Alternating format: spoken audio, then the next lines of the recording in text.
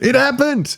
My new track got picked up by an editorial playlist on Spotify. I'm super pumped about it, and that's why I wanted to share with you exactly how I submitted that song in Spotify for Artists.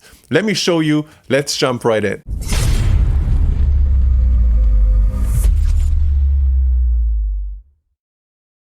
I'm inside my Spotify for Artists account right now. I'm looking at the last 28 days. And when I scroll down here, you can see that I made an editorial playlist, and I'm so excited about it because just over the course of the last 28 days, this editorial playlist has given me thousands of streams and almost 2,000 listeners entirely for free as a gift from Spotify. So I absolutely love it. I'm really excited about it. And if you're wondering, New Music Friday Dance, it says personalized. What does that mean? A personalized editorial playlist means that this is customized for individual listeners on Spotify. So everybody checking out the New Music Friday Dance playlist might see a slightly different list of songs on that playlist. So it doesn't mean that every listener got my song on that playlist, but obviously almost 2,000 listeners did and then checked out the song. So super excited. And I'm going to show you exactly how I submitted this song for the editorial playlist, because there were two things I did slightly different this time compared to all my prior attempts that didn't land me on an editorial playlist. Now, full disclaimer, I'm not saying that if you submit your song the exact same way I did it, you will be on an editorial playlist, all right? This worked for me once. I'd have to try this over and over again and see if I'm getting the same result. But I'm super excited about it, so I didn't want to hold back and share this with you right away and point out specifically those two things that I did differently this time compared to all the other times that didn't land me on an editorial playlist. Now, since this song is already released, I can't submit it through Spotify for Artists a second time.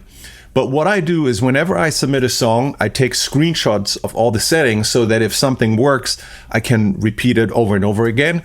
So what I'm going to do is I'm going to walk you through the screenshots of how I submitted this song. And this way you can discover exactly the settings that I selected. So let me just come over here.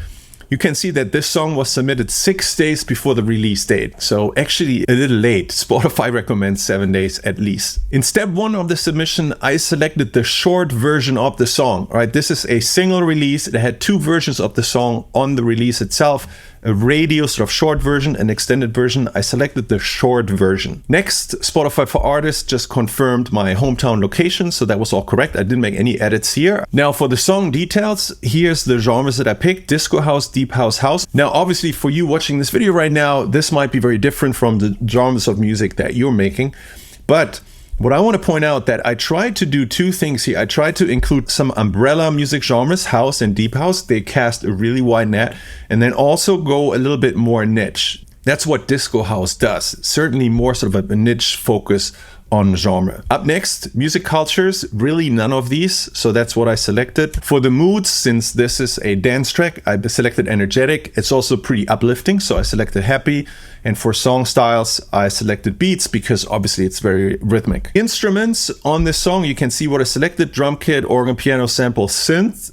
That's pretty straightforward. Then I close it out here. This was not a cover, not a remix, studio recording, and it was not an instrumental. There are vocals in it, and the language is English. None of what I've shown you here is probably any kind of surprise to you. And if you've submitted music to editorial playlists on Spotify before, chances are your selections were very similar to the way I approached this.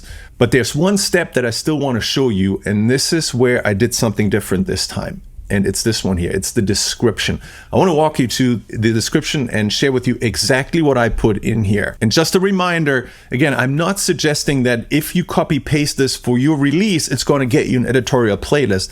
But what it tells me is that if you use this as a template, it opens the door. It gives you the chance. Clearly, this isn't locking you out of editorial playlists because it didn't do it in my case. I got an editorial playlist exactly with this submission. So here's what I did and what's different from what I did before. 3 sentences. First one, made with endless love for Italo disco house music or Italo disco house music. In the past, I usually focus on the umbrella genre of my songs. I would refer to my song as a house music song or a deep house song.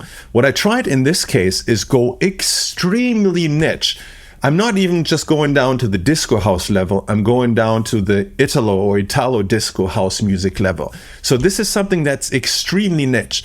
And if you make music in a very specific niche song that you can put your finger on, that might be a recommendation here. Put this into the description. Let the editorial team know what your song is exactly about, where exactly it fits in. Second sentence, matches the sound of playlists such as EDM samplings, laser disco, groove theory. Those are all editorial playlists on Spotify. And chances are, if you put your music on Spotify and you love listening to music on Spotify in the same genre, then you might have come across a couple editorial playlists where you always thought my music would fit in with those. Put it in here. Make it easy for the editorial team to figure out where your music might be a great match. And although my track wasn't picked up by one of those editorial playlists, but by another one that I didn't mention in here, I still always want to make it easy for the editorial team so that they don't have to do a lot of thinking. And then finally, I said supported by a multinational ad campaign. This is referring to the Spotify campaigns that I run. So what I did here is I used Hypedit's music ad automation for pre-saves. So if I were to do this for a new track, I'll just head over into Hypedit, click on Promote Music at the top, select the music ad automation, and then go with the pre-save campaign. And I'll show you specifically what I use because the pre-save campaign has two different templates. There's the basic template and the advanced. So I use the advanced template for this one. So I did have pre-saves happening on that track that I did about 2 weeks prior to the release date. But that was really it. That is what I put in the description, those 3 sentences. And again, what I did different this time is I focused on a super niche genre, and I included recommendations for editorial playlists where I think the song would be a great match. Just trying to make it easy for the editorial team. And that closed out my submission, and I've shown you the results. Few thousand streams, almost 2,000 listeners, all for free from New Music Friday Dance.